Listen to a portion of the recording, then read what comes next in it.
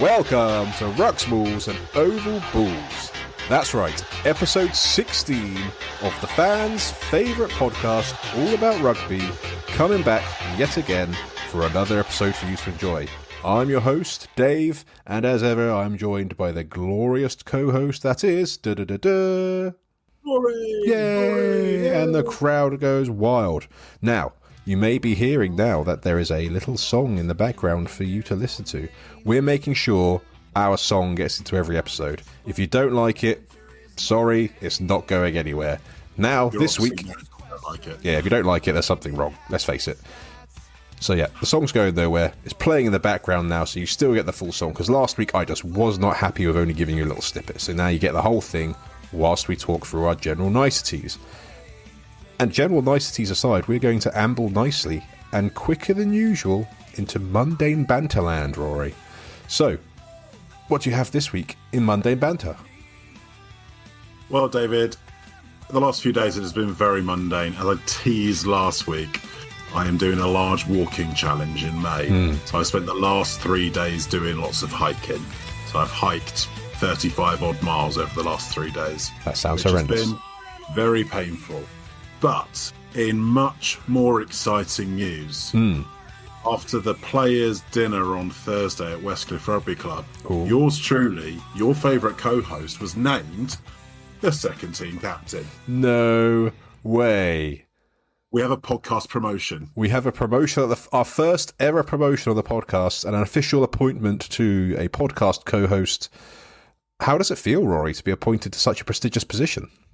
It feels wonderful. I was plied with plenty of Guinness beforehand to ensure that I said yes. I did confirm on the night that we'd still have a team manager who would do all of the admin, so I didn't have to do that. That sounds familiar. But all told, I've always enjoyed playing second team rugby at Westcliff. First team rugby is brilliant and it's challenging and it's a really good way to test yourself against the best players in the, fourth, fifth and sixth divisions of rugby. But second team rugby, where's all the fun is at. Absolutely. Well, I look forward to hearing how Westcliff second team go next season. Now we have their glorious leader amongst us. I'm intrigued. What platform did you stand on to get the appointment? It was a platform of having played a lot of second team rugby and a lack of opponents, general need to strengthen it as a team, because the first team got promoted back into whatever Nat 3 is called now. I forget what it's London and South East. I'm not sure it's confirmed which side we're in yet. Yeah. So they went unbeaten through their season, which is fantastic. Brilliant, and they had a really good year.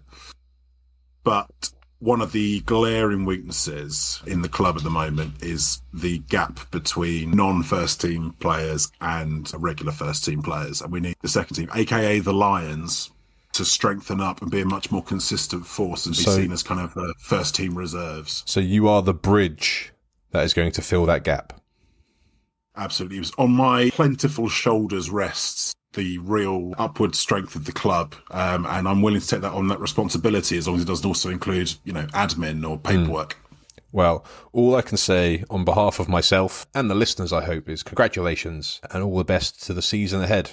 And we'll be following closely the successes going on at the Westcliff Lions, but we'll be watching closely and be like proud parents at the sideline. Rule 1, you win or you learn, and you learn with great regret.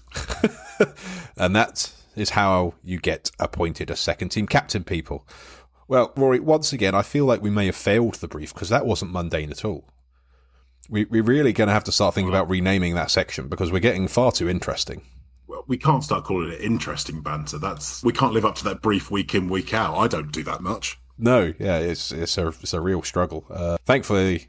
Did you have any mundane banter to bring us back down? Not particularly. It's a good start. I've been feeling a bit argumentative this week, Rory. As you know, you had to tell me off arguing with people in comment sections. So I've learnt my ways, and yes. I'm going to refrain from doing that any further. That's basically the highlight of my mundane banter. Reacting to trolls. Yeah.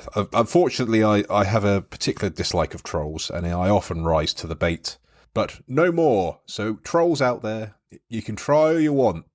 I ain't gonna respond. You're getting nothing from me. But I think that's all for Mundane Banter, Rory. Let's not get too. We don't want to be one of those podcasts that talks about our lives for 60 minutes. We got rugby to talk about, and this podcast we have. Well, let me tell you, the Premiership run-in round 14 this week, really kicking off those final important crunch rounds to lead the tournament to its close. So we're going to be summarising those games.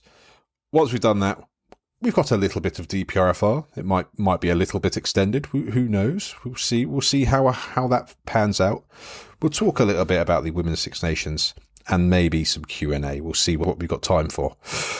Rory, are you ready to get stuck in? Start your engines. Well, as I've said this before, it's a Friday night fixture. That means Northampton are playing first because for some reason we seem to mainly play on Friday nights. And boy, what a tough fixture. Away to Newcastle at Kingston Park. Rory, keen to know your thoughts before I go on a monologue of my own about that performance from Northampton. Yeah, I mean, so first and foremost, I think what we need to recognise is that Northampton are clearly managing the squad at the moment, and they are managing a number of injuries as well. So this wasn't full bore, top of the line Saints lineup. That being said, another pretty encouraging day for Newcastle. Yep. Another sign that they're not entirely down and out when it comes to the league. They'll reflect on this, that they were their own worst enemies in much of this game. Northampton scored some nice bits of it, but actually the vast majority of Northampton's points came off the back of Newcastle errors, Newcastle penalties, and really shooting themselves in the foot. Yeah. And given that it finished 34-35, I suspect Phil Dowson et al. Will have been on the bus home thinking we probably got away with one there. Yeah. I don't know what you thought, Saints fan. I definitely feel like there was an opportunity there for Newcastle to steal that win, for sure. And I wouldn't have begrudged them it, if I'm honest. I thought they played some really good stuff. You're quite right to mention Northampton's rotated team. Mostly, it's a mixture of things, a number of injuries that are mounting up in specific positions, which is making it quite difficult to kind of rotate others, but also giving a couple of opportunities to some guys. So there's a few debuts in the Saints side, which is always good to see. But for me, I think that the main thing that really worried me was Finn Smith wasn't supposed to be coming on in the 23rd minute. No, so is it Charlie Savala came off? So Charlie Savala came off injured. Flip side, I do think Finn Smith coming on the 23rd minute is probably that moment that turned the game in Saints' favour. Yes, I would agree. That was the point I was going to make, is that actually, in some ways, a bit of a blessing in disguise in that I actually don't know if you'd have won that game had he not had to come on that early. True, but I would also say a number of the mistakes that Newcastle scored from were Finn Smith mistakes. Yes, and worryingly, I wonder if some of those mistakes that he made were off the back of him clearly carrying a knock. That's my worry. From his score just before half time, didn't it? After about 38 minutes. Yeah, and it looked like the covering defender put all his weight on his ankle. And he clearly looked in some discomfort for the rest of the game. I'd be very, very surprised if we saw Finn Smith come out against Bristol this weekend, because we need to wrap that foot up in the thickest of cotton wool. Like, we're talking, 20, 30 tog of cotton wool?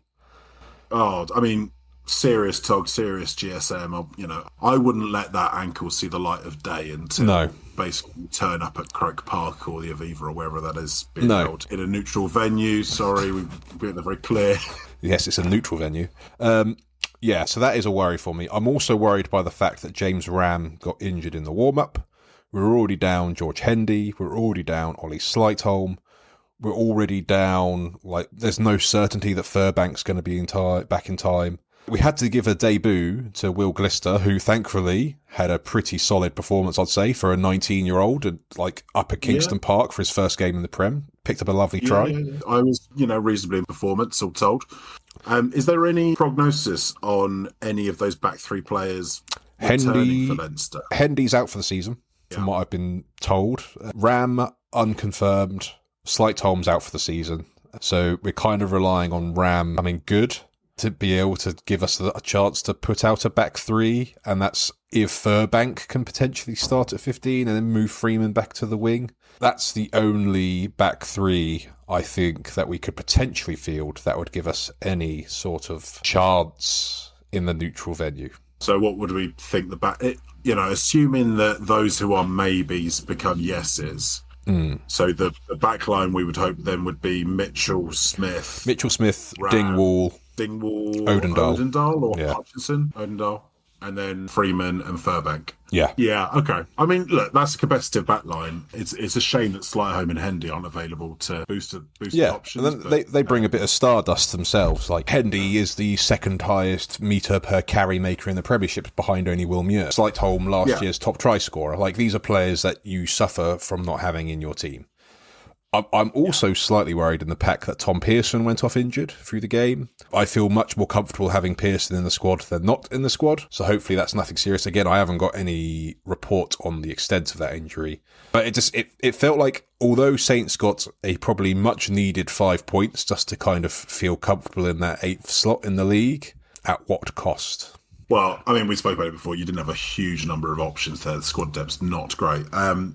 Well, before we get too ahead of ourselves looking towards that semi-final, which obviously is the most exciting thing left for Saints of the season. It is, sadly. I'd actually like to turn our attention directly to our favourite team in the North East. I'm happy to, because they deserve a bit of our airtime. Yeah, there's some players there that really, really stood out for me. Cam Neild, great game. Absolutely everywhere. Really, really impressed by him.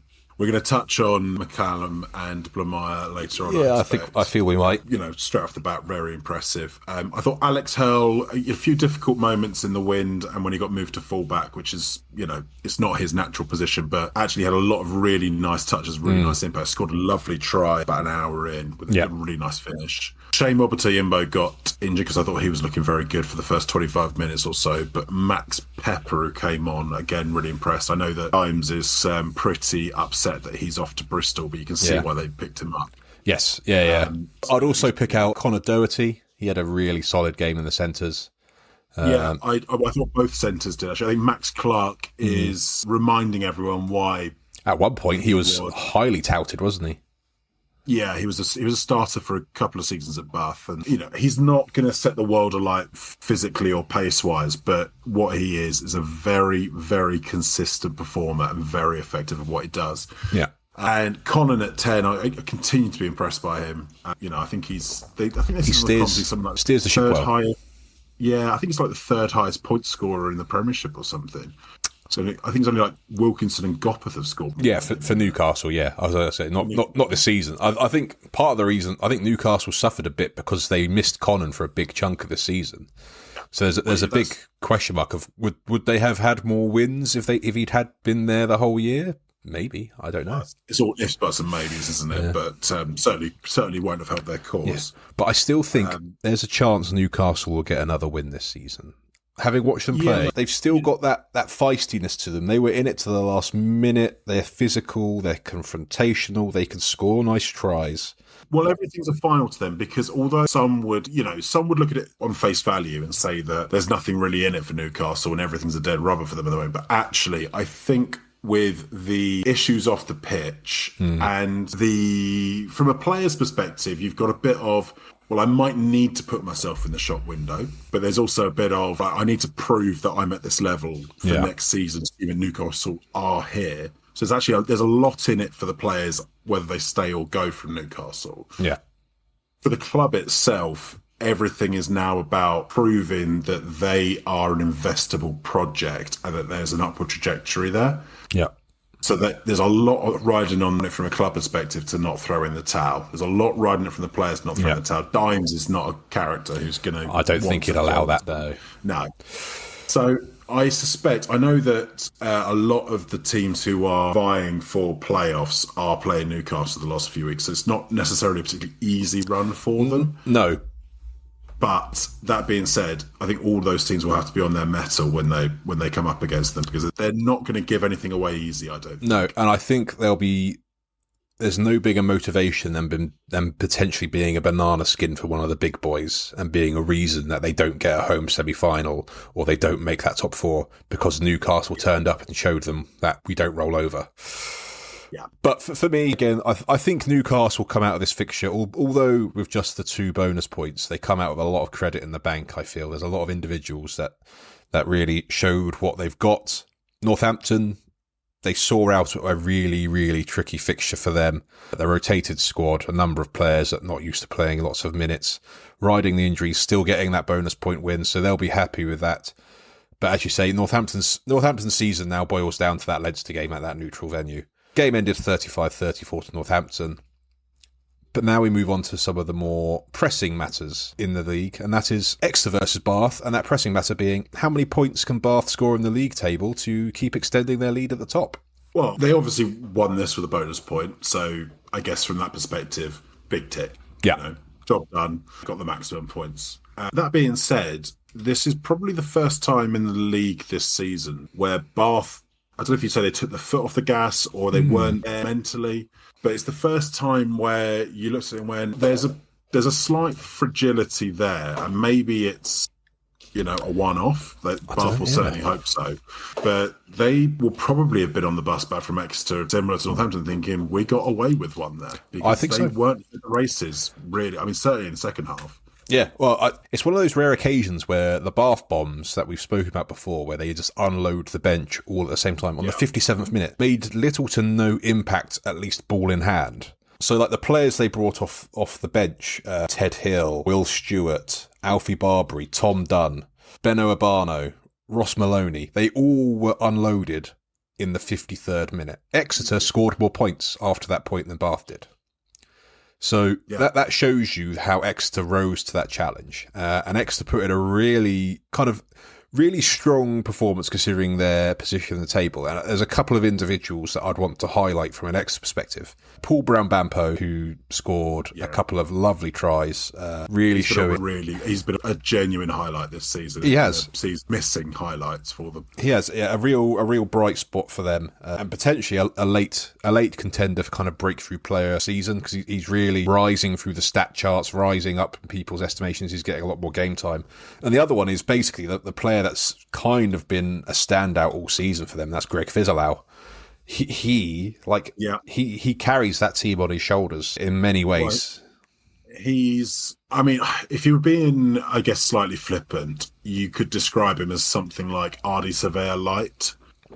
That he is a lighter player than someone like that. But in terms of style, he's got that similar style of the way he plays him, very involved. You couldn't really pigeonhole him as any one of the back row positions because he would sort of fit into all of them if you wanted to. He's still only young. He's got to be, 22? He's still 21. Still 21, right? Yeah. So he's not grown to his full ability. But what people will forget about Ardy Surveyor, and one of the reasons why I make this comparison, I first saw Ardy Surveyor play for the New Zealand Sevens team, which was in those days, and we're talking... This has got to be more than 10 years ago. Yeah. That was quite a common route for a lot of New Zealand's more athletic players. They often blooded them in the Sevens circuit. And I saw Ardy Surveyor playing that, and it was after Julian Surveyor had already broken through, the bus. Yeah. Now, Julian Surveyor was a really physically imposing winger, scored a bagload of tries when he was hot for New Zealand. And Ardy Surveyor came through as this very slight, skinny back rower playing a bit of sevens. And because I'd seen him a bit for the under-20s and I watched him a bit for the sevens.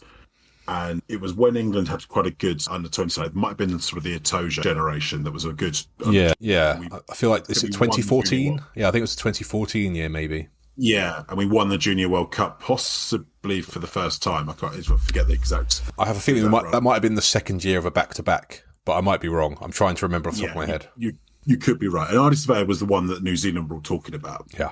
And I watched them play in that tournament, and I watched him play in the sevens, and I thought he's too small to be a back rower. He'll never make it at the top level because he's so skinny. And another bit of evidence for our excellent analysis. Yeah, absolutely. Another example of me being a great predictor of player development. But I think what it proved to me then, and so I try and keep in mind now when I watch a young player, is how much longer it can take them to develop physically. Yeah. And Fizzleow, you look at him now and you go, well, if he grows another 5 kilos, 10 kilos of muscle on top of that frame, keeps his pace. Yeah. You've got a really, really handy player there who's going to be very impactful. Textbook 8. But the thing that always impresses with him, like, if he can keep that and keep his work rate, because he tackles everything and he carries more than anyone in that Exeter side, week in, week out, regardless. If he can keep that work rate, if he can keep that dynamism, and if he does put on, I don't know, another 5, 6, 7 kilos, he's going to be some player, because he's only 21 still. He's one to get very excited about, and I think Brown Bampo is as well. I think to return to him, I think when he came through at the start of the season, it was interesting, a little bit of a novelty still. I think Exeter was still kind of proving that Bucks to Premiership trajectory for players, and you could see that he was physically right, big, very rangy, but very, very raw. Maybe didn't have an obviously high skill set compared to some of the other wingers knocking around. He's clearly been working very hard on his abilities, because his all-round game is now much more getting very tidy. Much more well-run. Then you start looking, well, you got Josh Hodge, Brown Bampo, Foa Bosa to come back. And you go, that is a potentially lethal back three. You wouldn't want to kick loosely to them. No. So you think, and Exeter seem to have turned a bit of a corner, probably since they made that big coaching change in what at the time felt like a bit like a panic move. If I'm honest, it felt like a bit like, we're pulling the handbrake because it's all falling apart. And it was a Hepburn they chopped from the coaching to move to another. Well, Hepburn's a player. I can't remember. I can't remember. But they did some chopping and changing amongst their coaches. They moved like responsibilities around. It does seem to have had a bit of an effect, and I think their defence has got a lot more solid, and their attack has a bit more identity to it now. As you say, I think when Ali Heffer, so the head coach. So Rob Hunter's now the head coach, and Ali Heffer is the backs and attack coach. Yeah, which was a bit of a shift around. I think that's really helped them turn the corner. So depending on the signings they're not confirming, because they've been linked with a lot of players, and they have, and they've made some good signings. They made some good signings, mainly the Australian market, aren't they? Yeah, well, it seems to be primarily hookers and scrum halves, oddly enough, which are the two positions they've generally quite well stocked in. They signed Stephen Varney and Charlie Chapman. Yeah, two ex-Gloucesters. Which, I mean, and it's an interesting move. They're very specific types of scrum halves. They're very nippy and they're very much on their toes. So maybe a sign of how they want to play next season. It is. They do have a lot of scrum halves in their squad already, so I don't know how they're going to balance that out, but I'm sure they've got a plan. And then they've signed Joseph Dweber from the Stormers and Julian Heaven from Waratahs. So they've really dipped into that kind of Super Rugby, Southern Hemisphere market. There's a couple of others linked. I think Tom Hooper's actually signed as well. Len Ikitau is rumoured to be coming, which will be a good signing. So they're making some shrewd signings. So next year, I expect them to go a little better than they have this year, especially if they've got Faye Roboso back from injury. Maybe a bit more consistency in the 10 shirt. Ben Cohen feeling a bit more assured, maybe getting more game time in the 10 shirt. We'll see. But let's talk about Bath, because we mentioned Greg Fizzleow here. Lots of potential. This game, for me, was a real breakout performance from one other young number 8 called Arthur Green, who, for me, on statistical paper, was, by and large, statistically the best player of the round from all teams. And which that's pretty how old? He's just turned 21 in March, so pretty young. Playing in the number 8 shirt, and let's face it, his opponent was Fizzleow, so that's a good matchup. But he's only 182 centimetres, so he's not a big guy, but he still carried 73 metres. He made 13 tackles, didn't miss a single one. He was beating defenders, he was making line breaks. Like, he had a solid game, a real standout performance. I think, for me, if a Bath fan's watching this, they're probably thinking, oh, that was a close one. We only won by a couple of points. But Arthur Green's emerged now, and now we've got, another back row to add to our back row collection. Well, this is the question I was going to ask you. I mean, if you were a back rower coming through the Bath Academy at the moment, would you not be looking upwards and thinking, how much opportunity am I actually going to get to play over the next couple of years at Bath? If I was Arthur Green, I'd be badgering Yakko Kurtzi to see if he's sticking around next year. Because at the moment, I don't see how a number 8 could get past Barbary and Curtsey, because they seem to have that locked down, certainly have this season. If Curtsey was to go for whatever reason, I haven't got any rumours to suggest he is. I don't know if he's towards the end of his contract. But a Barbary and Green kind of rotation of the number 8 shirt could work quite effectively. Because they're quite different. They're different players, but you've also still got Miles Reed, Trevor Bayliss. Not Trevor Bayliss. Not Trevor Bayliss. James Bayliss. Your grasp of people's first names continues to impress me. Josh Bayliss. Bayliss. Josh Bayliss. All right. Yeah. No. Trevor came from. Trevor Bayliss is a football commentator, I believe. I might be wrong. There you go. That's why that's in my head then. Yeah. So they have ridiculous depth at the back row.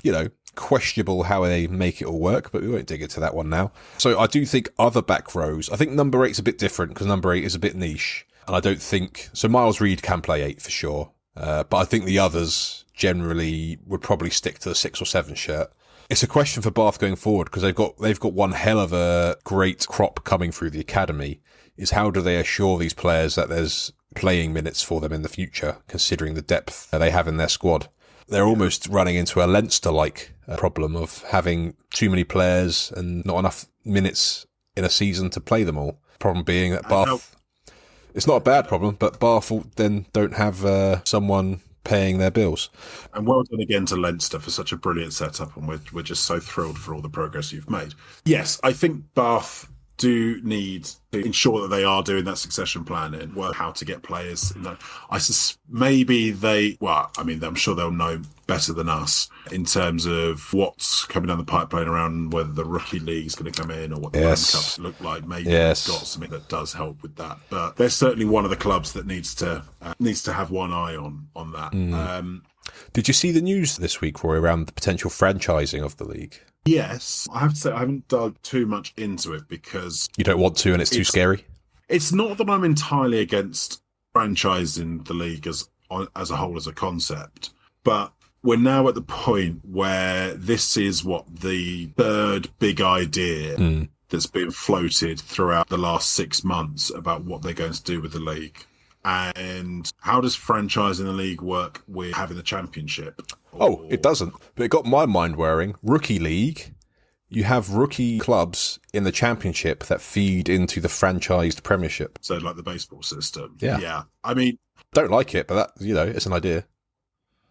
I mean, it is an idea. But the reason that works in baseball is the major league teams are worth so much money they can afford to run the AA and AAA sides. Yeah. Because no one goes to watch those. No. And I realise no one goes to watch the championship clubs. Hey. At least 1,000 go to watch Ealing, all right? Yeah, well, I realise that is obviously a stupendous achievement. Well done there. But it's not like the farm system in baseball. No, I know. It's a comprehensive fan product. I understand it. I understand why they're looking at it. Obviously they've just gone, well, NFL makes money, we'll do NFL. I'm sure they'll just try and recreate it. At the moment, I'm a little bit reticent to get too worked up about any big ideas that get floated because frankly, I just don't trust that they're any way down the track with actually implementing anything. No, I think anything you hear now, take everything with a grain of, skepticism, wait for anything to be officially announced because anything else at the moment is just noise. Because, as you say, this is the third big idea that's come along. Who knows what's actually going to happen? I think we just assume nothing's going to happen until we get told otherwise because it is the RFU after all, and no action is probably better than action in their eyes in some instances. But that shows this game, albeit a good game, the talking points were generally the wider themes. Bath coming out on top over Exeter, I believe it was 26-24 or something along those lines. So it was a close fixture, but again, Bath probably feeling a bit fortunate to be heading back up the M5, points in the bag. Now, moving on, Harlequins versus Sale. Now, this was an interesting battle. This is where we're talking about teams genuinely fighting for top 4, top 6, and results having impacts to potentially the final table in quite a big way. I enjoyed watching this game, Rory, but I'm keen to hear your thoughts. Yeah, well, I'm afflicted by several very passionate Harlequin supporting friends. Commiserations for that affliction. I know it's easily the thing I like the least about them. But the consensus about this game going into it was this was last chance saloon for Quins to save the season, really, or have anything to play for. And that they needed really to win this to have any hopes of breaking the top four. Yeah. On the other hand, Sale, in the same way as they did last season as well, really, have really hit a vein of ruthless form. Yeah. And look like a team that is making a charge for not only the playoffs, but for the, to challenge for the title. I wouldn't want to come up against this Sale team home or away at the moment. No. So I'd rather glad Gloucester's got both their games with them out the way early. Yes. I was watching this match and I was so impressed with that pack specifically. So a question I have for you is the Sale pack at this moment, based on form, the best pack in the Premiership as it stands? Well, it's difficult to entirely judge because the Bath pack's been quite rotated recently. Man for man, pound for pound, best team against the best team. Those two go pretty close against each other. But what I would say is the Sale pack has a very specific identity, which very much moulded on that Al Sanderson South African influence of we do not give an inch. We are not beaten physically. We do not let anyone go through us. And it's very effective. I mean, this game, Quinn started off quite well in this game. Obviously went ahead and Kenningham scored the first try. Yeah, forward pass, but a really good move. Yeah, it was a forward pass, but whatever. That was corrected later on, to be fair. Like there was one that was chalked off. So it was. The game really turned when Sale just started putting it on physically on Quins, and it's the front row, who I advocated pre-Six Nations. I think that Sale front row is an England front row potentially because it's so physical and. I think when they all play together, their scrummaging is really strong. Yeah. Bevan Rod's had some detractors on his scrummaging ability at international level before, but I think he's actually come on really well on that. Yeah. And in the loose, they are dangerous, as shown by a Poker Visual scoring fabulous try, having already made a fabulous break and shown a clean pair of heels. Yeah, I needed to lie down after that run. It was something else. It was sexual for me. Yeah. It was a real sexual experience. Yeah. Then behind them, Johnny Hill's playing some of his best rugby for years. Bamba's a player I really like. Yeah. Just big, lumpy, they always say he played a bit of rugby league as a kid. You can really see the way that he approaches the game is very much with that influence. And then you've got the Curry brothers, the Dupree brothers, Van Rijn, Doug Dale. It's just a lot of very physical players who, maybe they're not going to play the Bristol pack and chuck the ball around and do all kinds of mad offloads, but, we'll talk about that later. That doesn't always work for every team. So, with Sale, you really do get what it's like Ronseal. Like, it says exactly what it is on the tin. Like, they are confrontational, feisty, they attack the breakdown, and I'm not surprised that the Curry brothers, as you say, you listen, like, it's a family affair, and they hunt like a set of brothers fighting over the last meal at the dinner table. I think the only thing for me, and it's not really a thing, it's just, it might just be the fact of how good the Sale pack is. It's like you kind of forget about the Sale backs. But I think one thing to really draw out here, it felt like a reminder of how good George Ford is, because we can't talk about this game without talking about George Ford. He absolutely expertly steers that ship exactly where it needs to be. He puts that pack where it needs to be, where it is most effective. I think it shows where now he's back playing regularly. That's why Sale are climbing up that table rapidly.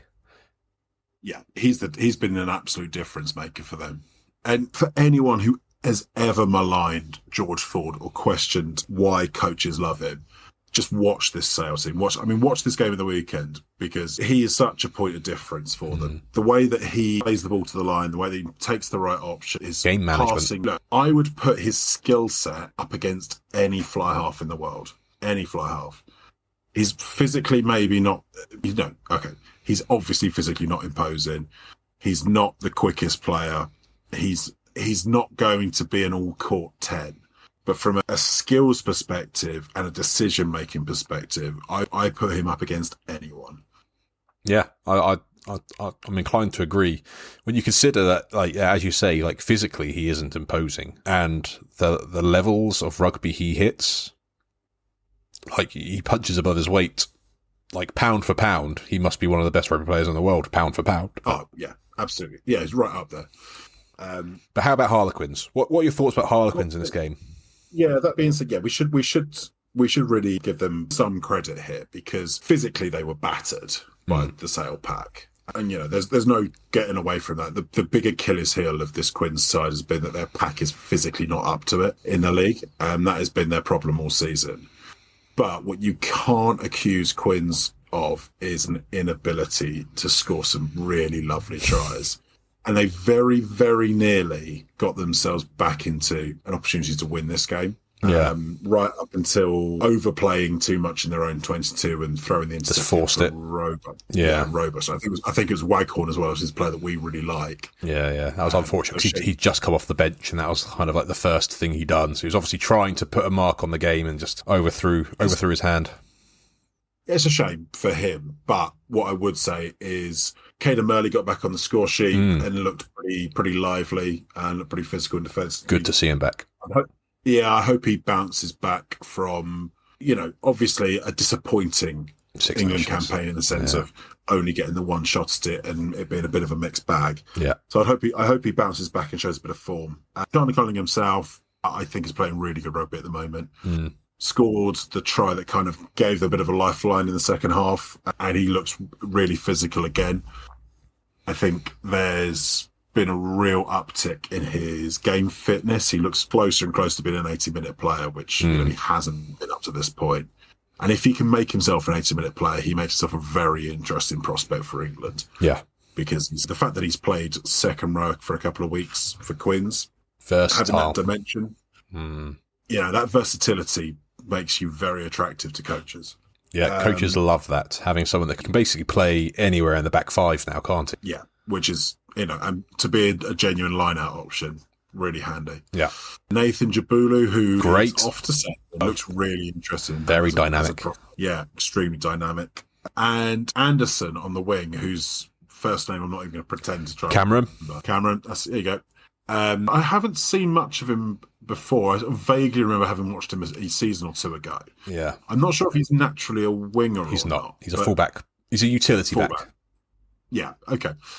I was pretty impressed by his performance. I scored a nice try, a really good line for his try.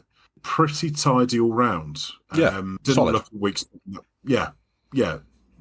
As an option in that back three, it's someone that Quinn should really consider playing more regularly, because actually I thought looked like a point of strength for them at points in that game. But say the long and short of it with Quins is they physically can't match up front. They've got real problems at scrum time on the tight head. Finn Baxter still looks pretty solid, but Lamasatelli just hasn't filled the Will Collier shaped hole that's been left behind, has it? No. They've signed Harry Williams now, haven't they, for next season? I think that'll help. Very shrewd. Yeah. That's a shrewd signing for them. I hadn't realised he was a London boy, actually, so I think that's quite a good pickup. Yeah, good pickup for them. Yeah, but having Wyn Jones covering tight head on the bench is just... doesn't work, does it? You're asking for trouble. Yeah. So they've got... Because when Quins were good a few years ago, it was built off the fact of a very imposing scrum. Yeah, solid base. They maybe didn't have... Yeah, they didn't have a pack that was maybe as physical as the Sale team across the park, but their set piece was very, very good. And they had the right players there to impact on the kind of all-court game they like to play. At the moment, they've got a pack that, maybe it can play that lovely flowing counter-attacking style that we know Quins love, but it doesn't matter because they cannot give them a platform at the moment. Yeah, no, I agree. I also think this is just an observation of mine, and it's not backed up by anything other than a theory in my own brain. But there is a battle going on at the moment, it seems, within the Quins back row as to who can get the most turnovers. I'm worried or wondering whether that battle is forcing them to overcommit to too many rucks, leaving gaps in their defence, because they do seem to be leaking quite a few tries. And I'm wondering whether that is making them spread a bit too thin because they're being too aggressive at the breakdown, trying to get those turnovers. Because every breakdown, Kenningham's there, Will Evans is there, Don Brandt is there. They're all trying to get that steal. And sometimes it leaves them a bit exposed on the fringes and out wide. Well, their whole game is predicated on turnover and counter-attack, isn't it? Yeah. But I think ultimately... But when you're up against Sale, who have Tom Curry, Jean-Luc Dupria, Sam Dugdale, whoever it is, you're not going to get as many turnovers as you think. So maybe just think about that in your game plan. That's what I'm going to say. That's what I'm going to say. Well, I think this is the problem at the moment, is Quinn's only really have one way of playing. Yeah. And it's not working. And part of the reason it's not working, I think, as well, is, and I think we spoke about this a bit last week, Marcus Smith looks shot. They spoke about it quite a bit on the commentary, actually. But he just looks like a man who needs a summer off. Yeah, he needs a break. I don't think he's going to make the Lions the way he's playing at the moment. No. And I think if he doesn't make the Lions, and I was Steve Borthwick, I would be making the call of, he looks like he needs a long holiday. Go and reset the mind. Yeah, I wouldn't have a problem with that. I guess the problem is if you were to ask Marcus that, he would want to play. So it's going to take a brave call from someone to say, no, you have a break. You give yourself 6-7 weeks off and come back fresh next year and we'll go again. I think sometimes you have to take those decisions out of players' hands because it's for certain personalities, recognizing the right choice when it's not going well is really difficult, because the instinct for them might be to, well, just keep going, I'll keep plugging away with it until it comes right. And actually you start getting that in that mindset and you start not being able to see the wood for the trees. And all of a sudden, all the things that would come quite naturally to you as a player, in terms of, Marcus Smith is a very naturally gifted player. That's not, that's not a wild assessment. No, that's not news, people. No, but when you're out of form, I think those types of players who've got that very natural fluid style, they then start snatching at those opportunities because they're so desperate for the next thing to come off, that they either overplay or they end up losing more confidence. And I think by the end of that game, I think you start to see Marcus head down, looking less confident in his ability to break the game again. Yeah. So if, I think he plays until Quins have nothing left to play for. They've obviously still got a hope of making the top four, although I suspect that chance has gone. Yeah, it's an outside hope. But come the end of the season, if he doesn't make the Lions squad, and I have to say, he might struggle at the moment with the way he's playing. I could be wrong, and I'd be thrilled for him if he does go. But if he doesn't, I'd say take the summer off. We don't need you on the England tour. That's a development tour. We know how good you are. Go fly out to Bali or Dubai or wherever it is you want to do, and just go recharge, go turn off, and go think about something other than rugby for a little while. Yeah, he looks like a player who needs that to me. Yeah, I agree. So that game in itself, Sale Sharks 43, Harlequins 29 at the Stoop. So Sale, a team typically this season haven't travelled very well. So to go and put 40 points on Harlequins, that tells you everything you need to know about that Sale performance. They were mightily impressive, and they're really showing themselves to be a real top four prospect.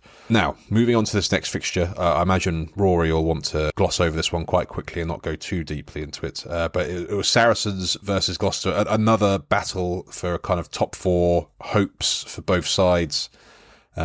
Rory, please give us your view as a Gloucester fan. Okay. So, yeah, this is such a frustrating game because we were winning at half-time, 14-12 up at half-time, and Saracens weren't playing particularly well. No. We played much better, but without being very clinical with the ball. We cocked up an opportunity right at the end of the half. We should have taken the points. Yeah. They went to the line out and lost it. And then in the second half, the Saracens pack just absolutely took the Gloucester pack to pieces. Itoje in particular, but Itoje and Ezekwe, they ruined our line-out. The line-out was absolutely mullered. We fell to pieces, and that'll be so frustrating to Skivington because that is his sort of bread and butter as a former lock. The line-out fell to pieces. The maul fell to pieces, both in defence and attack. Sarries scored 2 maul tries at the start of the second half, and frankly, it was just too easy for them. Yeah. If I was less frustrated by the Gloucester performance, I would probably focus a little bit on some of the refereeing decisions. Yeah. Where I don't think anyone countenanced that Saracens got a bit of the rubber at green, so much so that when I was watching the game on Sunday, they were joking about the Gonzalez try and the decision not to penalise him on that one. Yeah. So I think Saracens did get away with quite a bit at the breakdown, frankly. But oh, yeah, they were lying all over the place and just hanging in there for an extra second or two and were getting away with it quite consistently. I think I remember texting you at one point saying, "Oh, so it turns out Saracens players don't have to roll away after they've made a tackle anymore." Yeah, and you'd identified one of the real key issues that we were having. Yeah. But that being said, I'm actually not going to put this all down to that, because although it was frustrating and it killed a lot of our momentum and it killed quite a few of our opportunities, actually there's some real fundamental things that need to be addressed from a Gloucester perspective. From the starting lineup, George Barton started on the right wing up against Rotimi Shagan. I think it showed he wasn't a winger. He's just not quick. Yeah. I like George. He's turned into a very solid fullback option. He's got a very good place kick. He's a very good kick around he's actually quite elusive as a runner when he gets going. But I mean, he looked like a lamppost trying to defend Rotimi Shagan at points. Yeah, Shagan just waved at him as he ran past him quite easily. Comical. And then you find out that Christian Wade obviously is now signed for Wigan in the Rugby League. Wasn't unfit. He just wasn't playing that week for whatever reason, and had been at the Wigan St Helens game the night before. So not the best. It's not ideal. Not an endearing situation from a Gloucester fan point of view to think. No, that's not what you want to hear. No, and you also have on the other wing you had Jake Morris. So I would arguably say neither of your top 2 or 3 wingers on the pitch. No. Well, Ollie Thorley's injured. Josh Hathaway's injured. Christian Wade is watching Rugby League. Max Llewellyn's injured. Yeah. So that's your top 4. Yeah.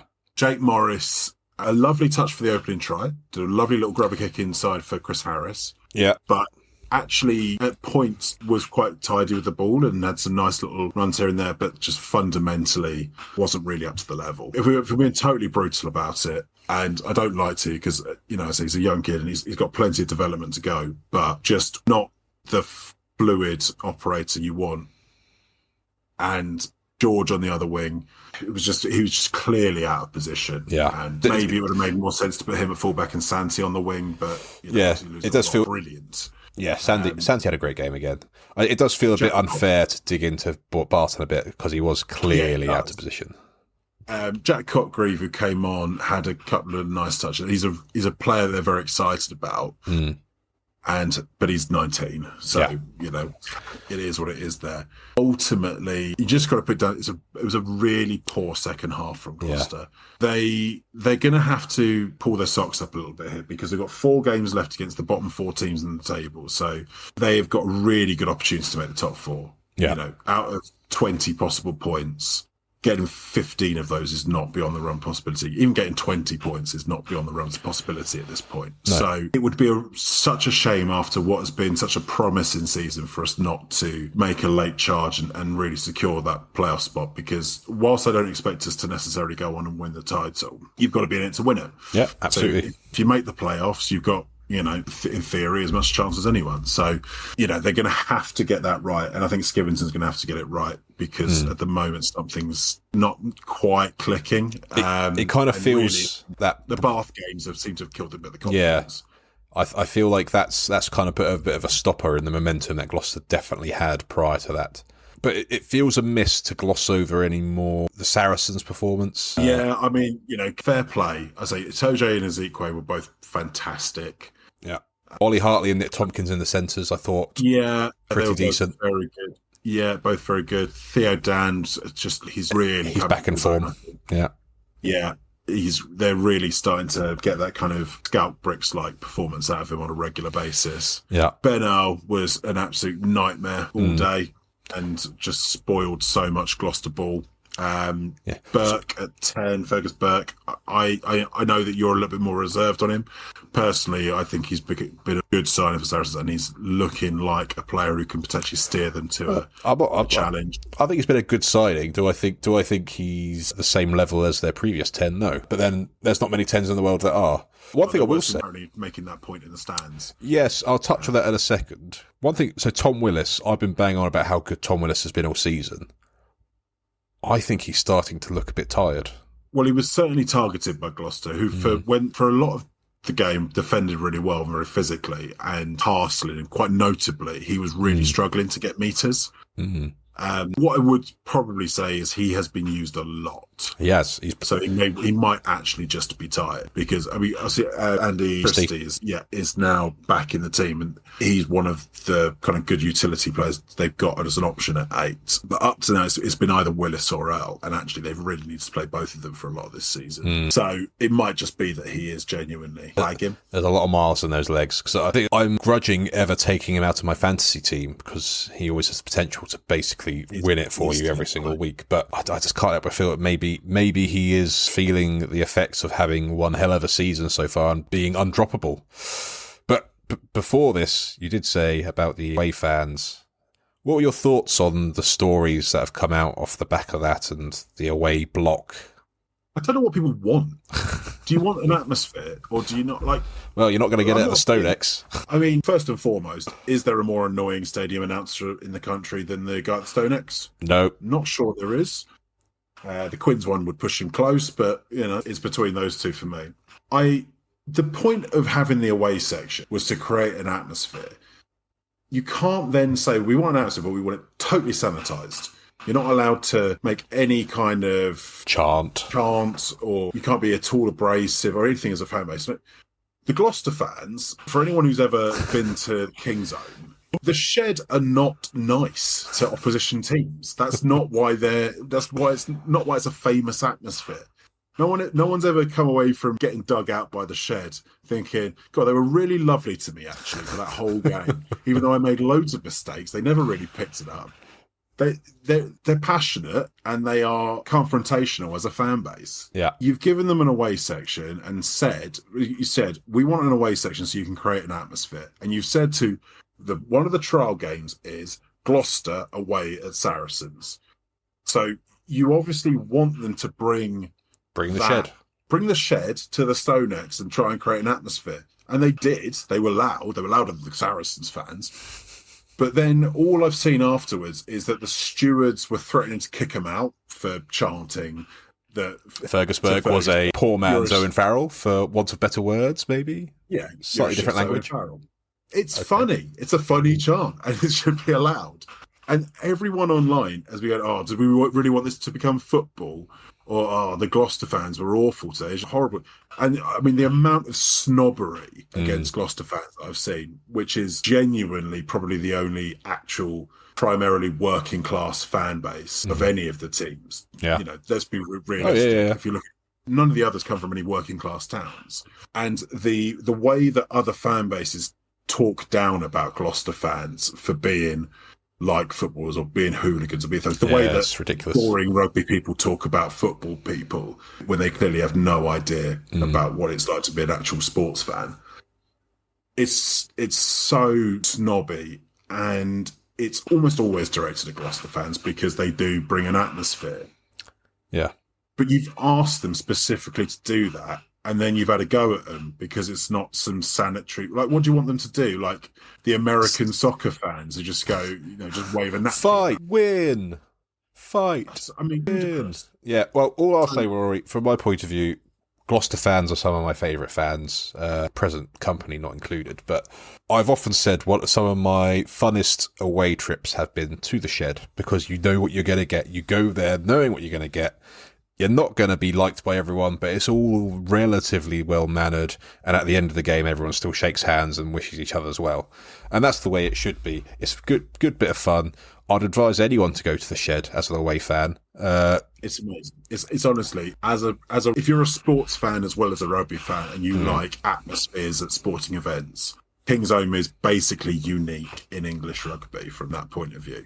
You don't get that kind of hostility, but it's good-natured hostility, and it's about rugby, and it's, they are knowledgeable. They watch a lot of rugby. They know about the game. Yeah. It's not like they don't know what they're talking about, but they're just not polite about it, and it's fun.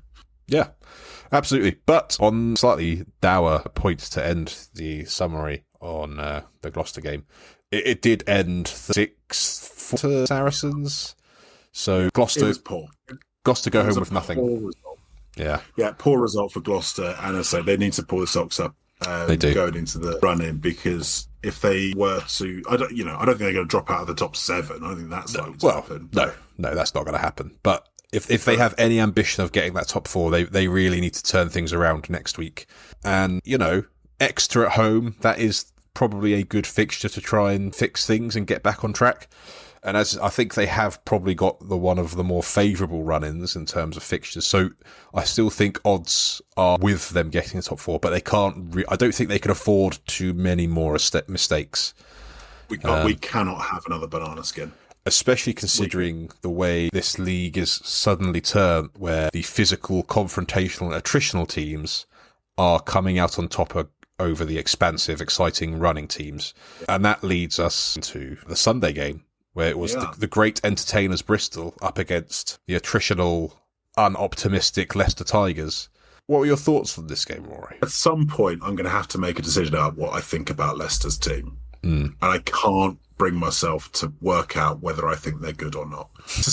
What I think I will say is this is a very Leicester team at the moment. Yeah. They defend very doggedly. Yeah. They've got enough stardust to finish opportunities when they come up. I don't think they're a particularly good attacking side. I don't think they have a very expansive attacking plan in place. There's still a lot of one-out rugby for me. But what they do is smother you until you make a mistake. And capitalise. That being said, Bristol, I think, will probably reflect on this one of being, Leicester didn't so much smother us into making mistakes as they were just sort of there to receive the gifts that we gave them. Yeah. It all started off quite nicely for Bristol Leicester Tigers scored first with Van Poortvliet. Really nice break again. He's come to some real form. Yeah. And offload to Radwan. That's a very nice try.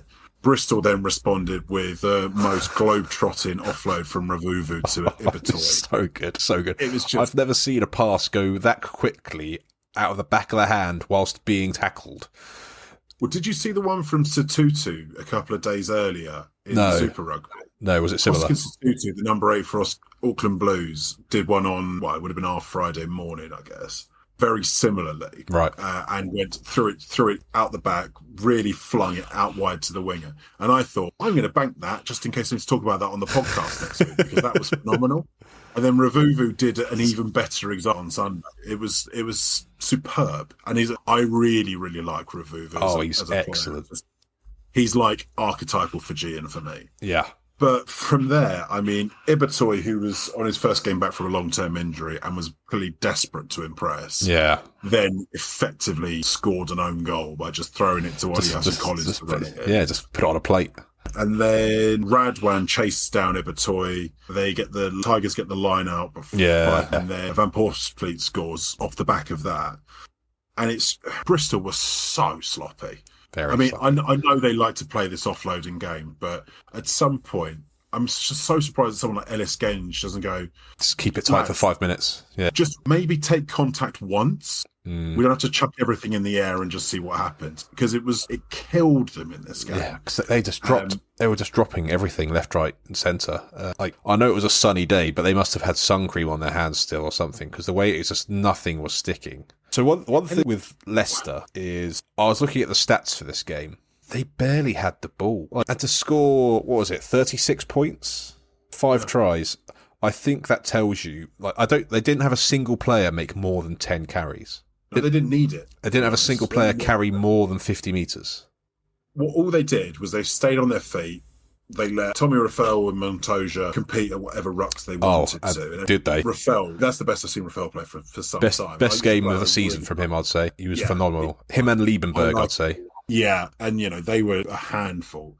But again, mostly off the back of Bristol gifting them opportunities to go and steal it. But the rest of them just stood on their feet and just tackled them all day. I suspect their tackling stats were right off the charts compared to anyone else. Let me tell you. Please. So, not as high as you'd think it would be, And I think a lot of that is because of the way the stats are done. There would have been a lot of tackles done after knock-on advantages, and then the stats get removed because it goes back to a scrum. So, like, obviously stuff that happens at advantage doesn't get included. But, you know, the likes of Tommy Raffel, 18 tackles, Liebenberg, 17, Cameron Henderson, 14. I mean, those are high stats, right? So yeah, so lots in the teens, which is, you know, generally you get one or two. Leicester, 5 or 6 of their players were doing it, and they didn't miss a lot. Well, they did miss quite a lot, but that's because they were making up. But the turnover numbers, so as a team, they made 12 turnovers. Yeah, which is high. And, you know, just more proof of how sloppy Bristol were. Yeah. You know, don't get me wrong, Bristol scored 3 really, really nice tries, but they gave away 5, and I would say at least 4 of those were really preventable. Yeah, a lot of it is of their own making. It does. So someone asked me before this game which team had the most pressure on them to have a performance, and I said Bristol, because they are the great entertainers. And I think everyone is expecting them to be in the top 4 because they have been the most exciting team to watch this season. I worry that pressure may get to them. Well, they look a little bit like they capitulated. I mean, they were dismantled by Gloucester a few weeks back. They were pretty well dismantled by Tigers in this game. In fact, have they won a game since the Six Nations yet? Well, obviously they didn't play in Europe because they were out. So in round 12, which was end of March, they beat Exeter. But in that game where Exeter put 38 points on them still. That's right. And they had Newcastle before that, and again another 50 points. So they had quite easy games. But I think before that, that's when they got beat by Saracens. So I think their early season form hasn't come through yet. They're struggling against the teams around them because Sale nilled them at Ashton Gate. Yeah. I think that was first away win of the season. Yeah. Saracens beat them. Gloucester had done the double over them. Yeah. And now Leicester have gone and done a number of them at home as well. Yeah. You know, yeah, you're right. It looks to me like they're coming apart at exactly the wrong time. Yeah. And to be honest, it's because they're overplaying. And I know it's their philosophy, and I know Pat Lam wants them to try things and go out there and try things, but there's a difference between trying it when it's on and forcing it to make it be on. Yeah. And at the moment, they haven't got the balance right. And it's, you know, look, we love mad attacking rugby. You know, we will opine about it, and we have done for 15 previous podcasts. I actually thought on Sunday whilst I was watching it, I was going, they were so bad actually putting together any coherent attack. They needed to go back to the drawing board. Yeah. It isn't actually that entertaining. Yeah. Because mostly what it looks like is basically quite poor rugby. Yeah, there was a few moments in the game where it didn't look like rugby. It was messy. It wasn't attractive to watch because it was so loose. And it was just error-strewn, which is becoming more common in Bristol's games. And they're panicking, and like you say, they're trying to force it. They're trying to keep this Harlem Globetropping style of rugby. As we're coming into the business end of the season, I really want Bristol to get top 4 because I want them to be, you know, part of the showcase because they've been a big part of the season. If they carry on playing like they did this weekend, I fear they may plummet out, and your likes of Sale, Leicester, Saracens, ready and waiting to take those slots quite happily. Yeah. But so ultimately, that game billed as the great entertainers. Bristol only able to get 19 points against a really, really dogged Leicester defence. I think we said it the other week where their new defence coach, Dave Kidwell, who's come in kind of midway through, he's really, really upped their defensive game, and they were there to take their opportunities. They managed to put 36 points on Bristol at Ashton Gate. You know, Ollie Hassel-Collins getting another try. He's up near the top try scorers this season. So we can't say that they're not scoring tries because they do have one of the top try scorers. But that is enough of backs. That's enough of, you know, let's not talk about wingers for too long because we've got something else to move on to now. Now we've summarised the Premiership. I want to go on to the DPRFR because it's been one hell of a weekend for our brethren, Rory. So it is the time for everyone to stop what they're doing and listen to the El Presidente of the Democratic People's Republic of the Front Row for his address to the nation. Over to you, El Presidente. Well, famously, Easter weekend is about the resurrection. But rather than everyone talking about the old JC, the DPRFR recognises the resurrection of the one true God, the old school tight head. Lovely. Now, the reason we worship the tight head is for all the work at the coalface they do week in, week out. But once a year on Easter weekend, they're allowed to really let loose, show a bit of flair, hit the paddock with a bit of style. Yeah. And in the first few minutes of Friday night, 6 minutes, in fact, into the first game on Friday, the props were on loose. Oh, they were let off the leash. McCallum. Oh, highlight of his career, I imagine. I mean, if there's a poster boy for tight heads more apt than McCallum, I don't want to look at him, because all I want to look at is that guy. He is square. He is a square guy. Square with round edges. Yeah, slightly roundish, oblong cuboid. Yeah.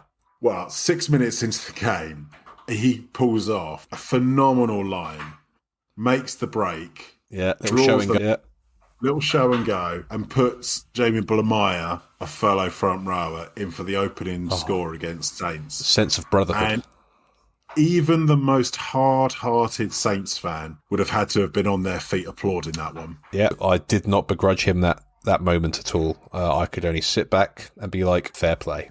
And then not only does he perform one miracle, doubling JC's total for Easter weekend, he performs a second with a phenomenal little pullback for Doherty's try on about 43 minutes, with a depth of, a deftness of touch that is normally reserved for the likes of Sonny Bill.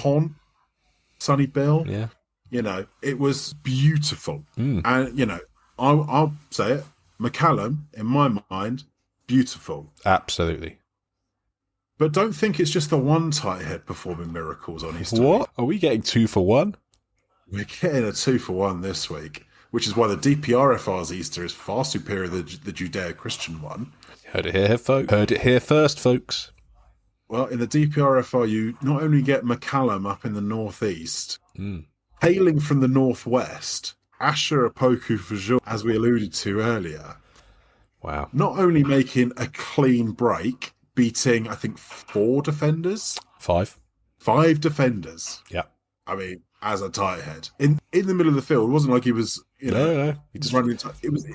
This was a prop on the looser once again. Yeah. He then tracks Luke Cowandicky's break later on and gets on the shoulder to run it in from, I'm going to say conservatively, 300 metres? Yeah, that's ballpark For a figure. try. Yeah, ballpark figure. Yeah, with a lovely finish. Great finish. Not a simple finish. He had to really actually finish that try. Yeah. So, once again, I would like to say that on this most holy of weekends, we worship the tight head, and the tight head delivers. Wow. As an ex-tight head, it's an emotional one for me.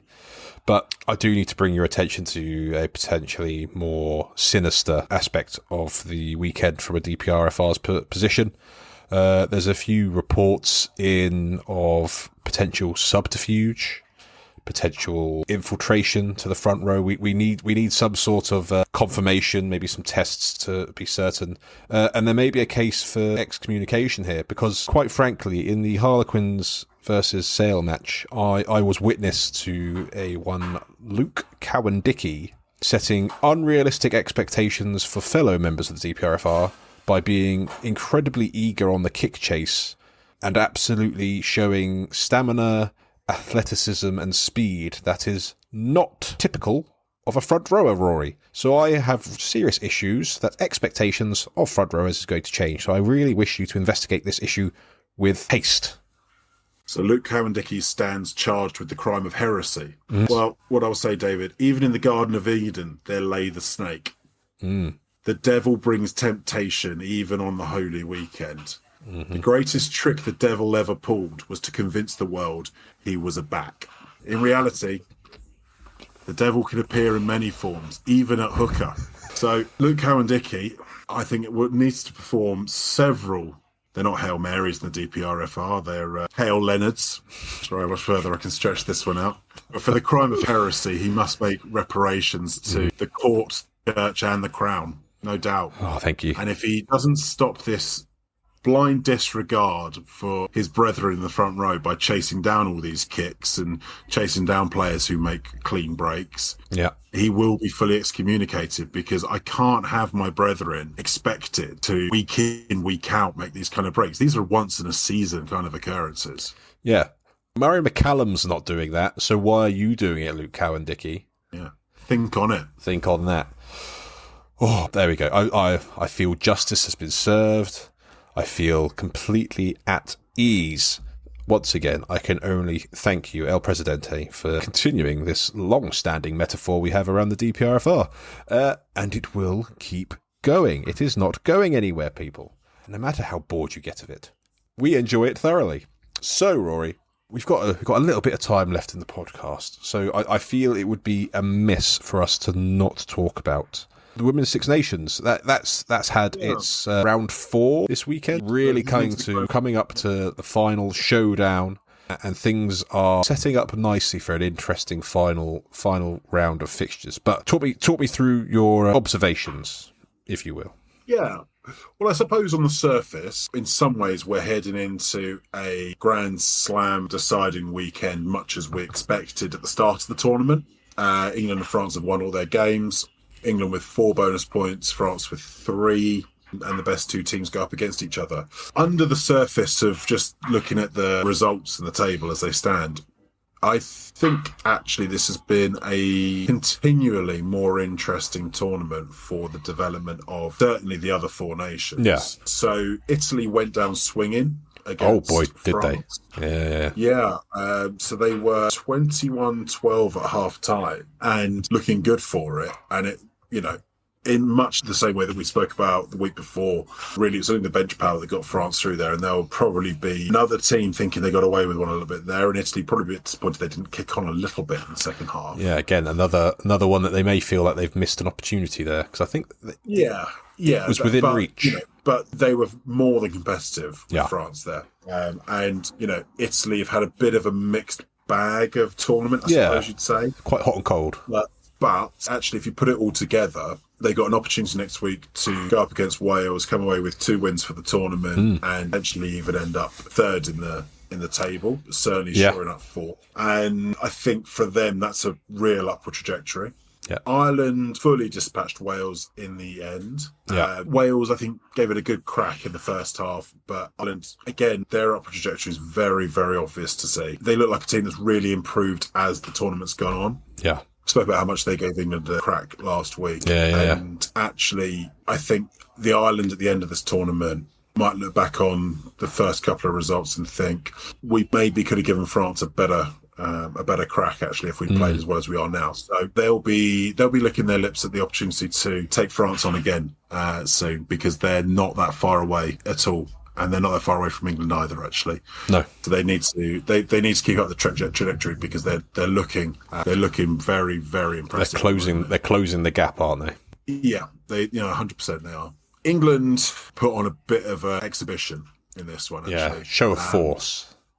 Yeah, Scotland. I think Scotland will reflect on this as a bit of a step backwards as a tournament, actually. Probably haven't kicked on as well as we thought, given the quality of some of the players in that squad. Yeah. I would hazard a guess that they would have been targeting 3 wins from this tournament, and they're not going to get that. They might get 2, but they've got to play Ireland next week, and I would not be confident if I was there going into it. There's a chance, if Wales can have some sort of miraculous performance against Italy, Scotland could get the wooden spoon. And I don't think that's why I wouldn't have predicted that at all. No, I wouldn't have. And Wales will be going into that last match thinking we could end up 4th, which would be a real step forward for them, off some 1 or 2 quite chastening results and 1 or 2 quite encouraging performances. It's a bit of a mixed bag again with Wales. Yeah. But I think with more time with Sean Lynn, with the lead up to the World Cup, they will be in a bit of a better more place. Confident position come the start of that tournament about what they're able to do. I don't know exactly what the lead up is in terms of warm-ups and time in training camps is for every team, and I suspect Wales might suffer from not being entirely professionalised, but hopefully they've got enough professional players in that squad, because I know the WRU does play for a number of them, Yeah. But hopefully Sean Lynn will get enough time with enough of the squad to Have a good run up. Have a really good run up at it. And it's not out of the realms of possibility they do very well in that tournament. No. So for Ireland, Italy, Scotland and Wales, probably all a bit of a mixed bag, but certainly Ireland and Italy look like they're on a bit of an upward trajectory, all in all. Yeah. And, you know, I say Italy will be targeted potentially making third, but certainly shoring up fourth. Yeah. Scotland and Wales will be trying to avoid the wooden spoon, so there's plenty to play for in the last weekend. Yeah, and then it all comes down to England versus France. Then it comes down to England versus France. And France have probably not been quite as good as they expected while still being good enough. Yeah. England, however, I mean, they've averaged over 50 points a game. I think against Scotland, we probably saw something close to what will end up being a starting team come the World Cup. Yeah. I think they found their back three, actually. And it's a bit of a shame for one or two players who are very good. You know, the likes of Jess Breach and Venner, and Emma Singer, who are all really good players and would walk into a lot of other teams. But that back three of Abby Dow, Ellie Kildun and Claudia McDonald, it looks very good. Yeah. Yeah, lethal to me. I think Lucy Packer at 9 really speeds the game up for them, but you still got Mo Hunt there to bring a slightly different dimension when you need it. It's good to have two different types of scrum halves, I think. Yeah, absolutely. And actually, the pack looks physical, it looks athletic, and it looks really well drilled. If it isn't England's year to win the World Cup, someone will really have to go some to beat them, I think. Assuming they get it right, you know, the emotional, psychological aspects of it. Yeah. Because I don't see an obvious weakness in the team at the moment. No, nor do I. I'm reasonably confident to say now, I think England win the World Cup this year. I agree. I think they will. And that's not just me being, you know, English and biased. I genuinely think they are a step above. It will be the Black Ferns that will probably pose the greatest challenge. It'll be interesting to see how comprehensively England deal with France this weekend. Because although I'm saying like this is probably going to be the toughest fixture, I'm still expecting England to win this one by 20, 30 points probably. I would agree, probably. Yeah. Yeah, I mean, tougher challenges to come. I said I'd be really interested to find out what their calendar looks like for because obviously the PWR's finished. Yeah, and John Mitchell will be very keen to continue their development or continue their cohesiveness. It's safe to say I think the Red Roses will probably have the best run up of all the nations going there because it's a home World Cup. He is going to have access to all the players. They're going to have the familiarity of the facilities, the less travel. So I think there is no better time for them to go and win it than now. If they if they don't win it, either someone turns up and has one hell of a tournament that no one was predicting, or the Red Roses capitulate for some reason that we don't know about yet. No, I'd be really interested to find out what their calendar looks like, actually, because it's not obvious, actually, to me, how they prepare, keep that momentum going between now and then. But assuming that they've got that all thought out, which I'm sure they do, because John Mitchell does not seem like a man who skips on the detail. I don't see anything other than them going all the way this time. I can't disagree. And, you know, more power to them, because people will talk about the disparity in resource and player numbers between England and the other nations, and they're right to, but not to the point of England have skewed it too much in their favour.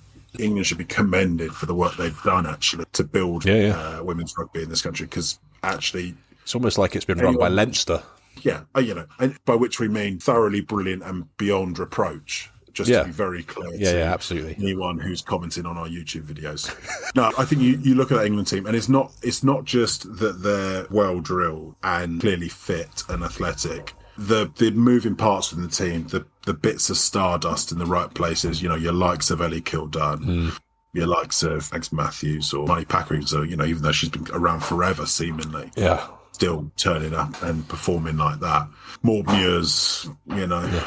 I think the impressive is the depth. You could keep listing off these names, and there's players in every position, multiple players in every position who can put their hand up and put in a really, really top form shift for that England team. You know, as I say, you know, Jess Breach, Mia Venner, Emma Singer, you know, these are stars in any other international setup. Yeah. But they will possibly struggle to get more than a few minutes in the World Cup, actually, because of the strength of the players who are there.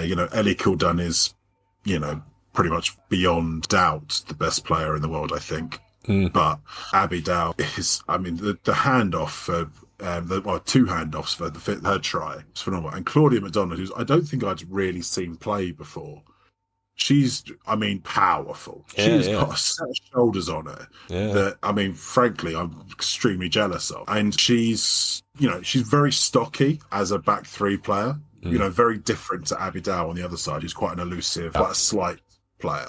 But she's got like that kind of lateral power. I was thinking who she might remind me of, because she's not small, but she's not necessarily particularly tall. I was thinking the only names that sort of come to mind from the men's game of that kind of style, you're talking like someone like Huasova, who's got that kind of lateral power, but then just more grunt power.